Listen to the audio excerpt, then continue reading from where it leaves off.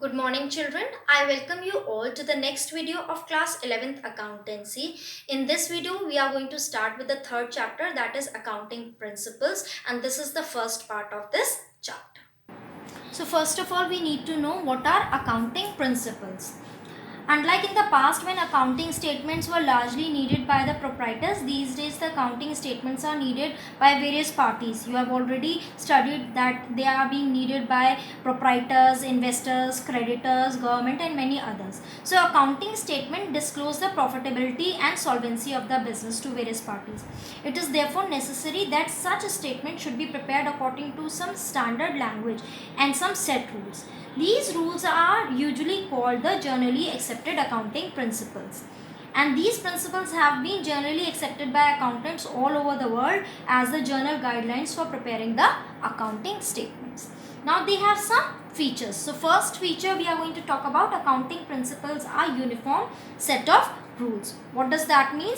That accounting principles are set of rules or guidelines developed to ensure uniformity and easy understanding of the accounting information. Then second, accounting principles are man-made because and are derived from experience and reason. They are not laboratory tested and hence they lack universal applicability like the principles of physics, chemistry or natural sciences. Then accounting principles are flexible. They are not rigid but flexible because they are bound to change with the passage of time in response to the change in the business practices, government policies and need of the users of the accounting information also. Then next we move ahead to accounting principles are generally acceptable. That means based on guidelines for accounting and are generally accepted. The general acceptance of an accounting principles depend upon how well it satisfies the following three criteria, that is relevance, objectivity and feasibility. Okay, then what is relevance? A principle is relevant if it is result in information that is useful to the users. Objectivity, free from personal bias or judgment, and feasibility can be applied without undue complexity or cost. Now there are kinds of accounting principles. So in kinds, first we are going to talk about accounting concepts or assumptions. Okay, so first is going concern concept. So in going concern concept, what does this mean?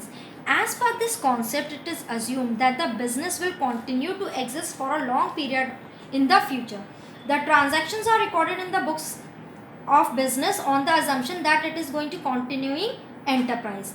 It is on the concept that we record fixed asset at their original cost and depreciation is charged on these assets without reference to their market value. For example, if the machinery is being purchased which would last say for 10 years, the cost of machinery will be spread over 10 years calculating the net profit for each year. Because the concept of going concern, the full cost of machine would not be treated as an expense in year of that purchase. The market value of the fixed asset is irrelevant and is not recorded in the balance sheet as these assets are not going to be sold in the near future. So it states that the business is a going concern concept. Then move on to the second one, that is consistency concept. What is consistency concept? This concept states that accounting principles and methods should remain consistent from one year to another. It should remain same. It should not be changed from year to year in order to help the management to compare the profit and loss and balance sheet of the different periods and draw important conclusions about the working of the enterprise.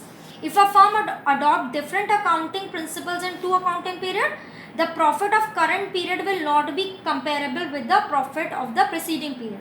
For example, if a firm can choose any one of the several methods of depreciation, that there are straight line and written down method, but it is expected that the method once chosen will be followed consistently year after year. Likewise, the method of stock valuation and making for provisions for likely bad debt should remain consistent with the previous years, otherwise the decision taken on the basis of accounts will be misleading. Okay, then we move on to accrual concept. What is accrual concept? In accrual concept, used for recording the transactions, provides more appropriate information about the performance of the business enterprise as compared to cash basis. Accrual concept applies equally to revenue and expenses. In accrual concept, revenue is recorded when sales are made or services are rendered, and it is immaterial whether cash is received or not. Similarly, according to this concept, expenses are recorded in the accounting period in which they assist in earning the revenues whether the cash is being paid for them or not.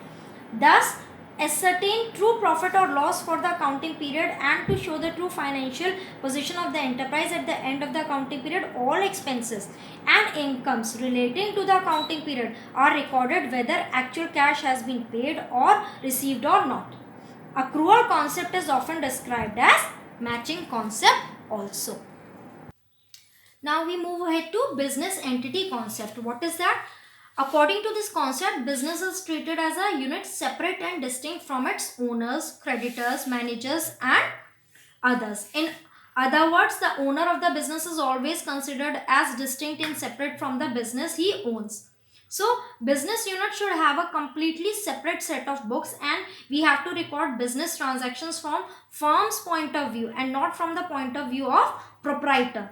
The proprietor is treated as a creditor of the business to the extent of capital invested by him in the business. The capital is treated as a liability of the firm because it is assumed that the firm has borrowed fund from its own proprietor instead of borrowing it from the outside parties. It is for this reason that we also allow interest on capital and treat it as an expense of the business. Then interest on the capital reduces the profit of the firm, and at the same time it increases the capital of the proprietor. Similarly, the amount withdrawn by the proprietor from the business for his personal use is treated as drawing. Likewise, goods used from the stock of the business for business purposes are treated as expenditure, but similar goods used by the proprietor for his personal use are treated as drawing. Okay, then move ahead to the next, that is money measurement concept. What is this? Only those transactions and events are recorded in accounting which are capable of being expressed in terms of money. An event, even though it may be very important for the business, will not be recorded in the books until and unless it affects can be measured in terms of money with the fair degree of accuracy. This I have already explained you. It can only be taken if it is in monetary terms. For example, accounting does not record a quarrel between the production manager and sale manager. It does not report that a strike is beginning, and it does not reveal that the competitors have placed a better product in the market. These facts or happening cannot be expressed in monetary terms and thus cannot be recorded in the books. It should be remembered that money is the only measurement which enables various things of diverse nature to be added up together and dealt with. Okay. Then we move on to the next one, that is accounting period concept. What is that? As the business is intended to continue indefinitely for a long period of time, the true result of the business operations can be ascertained only when the business is completely wound up. But what do we do? But ascertainment of the profit after a very long period will be of little use to the proprietors, managers, investors or other parties also. Because of this will be too late to take corrective steps at the time. So, the users of financial statements need to know the results of the business at frequent intervals. Thus, the entire life of the firm is divided into time intervals for the measurement of the profit of the business. 12-month period is usually adopted for this purpose.